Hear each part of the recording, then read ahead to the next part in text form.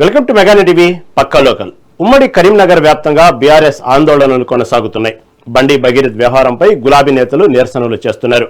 కేంద్ర మంత్రి బండి సంజయ్ని పదవి నుంచి తొలగించాలని డిమాండ్ చేస్తున్నారు. వేములవాడలోని తెలంగాణ చౌక్ వద్ద ధర్నా నిర్వహించారు. కాంగ్రెస్ బీజేపీ దోస్తీ డౌన్ నినాదాలు చేశారు. ఇక గంగాధరలోని మధురానగర్ చౌరస్తాలోనూ ఉద్రిక్తత నెలకొంది. బాధిత కుటుంబానికి బీఆర్ఎస్ పార్టీ అండగా ఉంటుందని బీఆర్ఎస్ నేత సుంకె రవిశంకర్ తెలిపారు. బాధ్యులపై కఠిన చర్యలు తీసుకోవాలని ప్రభుత్వాన్ని కోరారు. ఇక సిరిసిల్లలోని నేతన్న చౌరస్తా వద్ద ఉద్రిక్తత నెలకొంది. బీజేపీ బీఆర్ఎస్ శ్రేణులు పోటాపోటీగా చేపట్టిన ధర్నా పరస్పర దాడులు ఘర్షణలతో రణరంగంగా మారింది. ఇరు వర్గాలు ఒకరినొకరు వ్యతిరేకంగా నినాదాలు చేస్తూ పిడిగుద్దులకు దిగడంతో స్థానికులు భయాందోళనకు గురయ్యారు. పరిస్థితి చేతులు దాటడంతో జిల్లా ఎస్పీ మహేష్ రంగంలోకి దిగి భారీగా పోలీసులను మోహరించారు. నిరసనకారులను చెల్లాచెదురు చేసేందుకు పోలీసులు లాఠీచార్జి చేసి పలువురిని అదుపులోకి తీసుకున్నారు. ఈ ఘర్షణ కారణంగా సిరిసిల్ల ప్రధాన రహదారిపై కిలోమీటర్ల మేర ట్రాఫిక్ స్తంభించిపోయింది.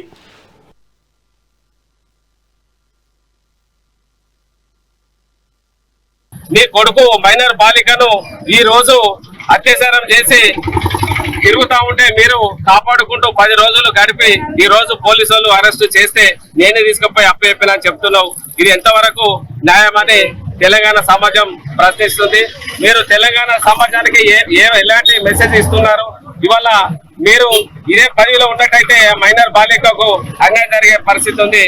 మీరు మీ సహాయ మంత్రికి మీ ఎంపీ పదవికి రాజీనామా చేస్తేనే ఆ బాధిత కుటుంబానికి న్యాయం జరుగుతుంది.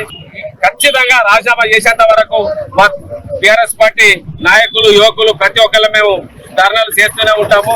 ఆ తెలంగాణ సమాజంలో ఎట్టి పరిస్థితుల ఎవరికి అన్యాయం జరిగినా మా పార్టీ తరఫున మేము పోరాటం చేసి వారికి న్యాయం జరిగేంత వరకు మేము ఊరుకోమని తెలియజేస్తున్నాము. మరి వెమ్లవాడ నియోజక స్థాయిలో ఈరోజు చెన్మడ లక్ష్మణ సౌకర్య ఆదేశాల మేరకు కేటీఆర్ యొక్క సూచనల మేరకు వెమ్లవాడ పట్టణంలో నిరసన కార్యక్రమం చేయడం జరిగింది. మరి ముఖ్య ఉద్దేశం పోక్సో కేసు, మరి బండి భగీరథ్ పోక్సో కేసు అరెస్ట్ అయితే మరి ఇప్పటి వరకు కూడా వారి పదవికి రాజీనామా చేయలేదు. మరి ఇలా దేశం కోసం ధర్మం కోసం మరి ఇలా హిందూ సనాతన ధర్మాన్ని పాటిస్తున్నటువంటి ఈ భరతమాత బిడ్డలని చెప్పుకునే బీజేపీ నాయకులు మరి ఇలా ఒక మైనర్ బాలిక పైన అత్యాచారం జరిగితే మీరు ఎంతవరకు ఈ రోజు న్యాయంగా ఉంటారు? మరి ఇలా సామాన్యుకి ఒక న్యాయం, మరి పెద్దనికి ఒక న్యాయమా? మరి ఇలా ఒక సామాన్యుకి ఏదైనా జరిగితే అప్పటికప్పుడు అరెస్ట్ చేసి ఎన్కౌంటర్ చేస్తారు. మరి తెలంగాణలో ప్రజాస్వామ్య పాలన నడవాలంటే మరి అలా రేవంత్ రెడ్డి ముందుగా రాజీనామా చేయాలి వారు కూడా. ఎందుకంటే వారు కూడా మరి నిమ్మకు నీరెత్తినట్టు మరి 9 రోజులు కూడా ఏ రోజు కూడా కొడుకు మీద యాక్షన్ తీసుకోమని చెప్పి ఒక ఏసీబీ దర్యాప్తు పెట్టడం కానీ చేసిందని నా మాత్రమే కానీ ఎక్కడ కూడా మరి గట్టిగా ఆదేశాలు ఇచ్చి మరి 2 రోజులు 3 రోజుల్లో అదుపు తీసుకునే చర్యలు లేవు. ఈ దేశంలో బాలికలకు మైనర్ బాలికలకు మహిళలకు రక్షణ లేకుండా పోయింది. చట్టం కళ్ళగా అప్పగించి చూస్తున్నటువంటి పరిస్థితి. మరి ఇదే కేంద్ర ప్రభుత్వంలో ఉన్నటువంటి నరేంద్ర మోడీ ఈ దేశ ప్రధానమంత్రి బేటీ బచావ్ అని నినాదం ఇచ్చి బేటీ పడావ్ అని నినాదం ఇచ్చి ఇలా బేటీలను అందరినీ బీజేపీ నాయకుల మంత్రుల పిల్లలు రేపులు చేసి కేసులు తప్పించుకొని పాక్సో కేసు కూడా ఇవాళ కరీంనగర్ కొడుకు హోంశాఖ మంత్రి కొడుకు స్వయంగా మరి రేప్ చేసి అమ్మాయిని మరి వాళ్ళ పెళ్లి చేసుకోకుండా కేసులు కాకుండా ఇదే రేవంత్ రెడ్డి మరి రక్షణ కల్పించిండు.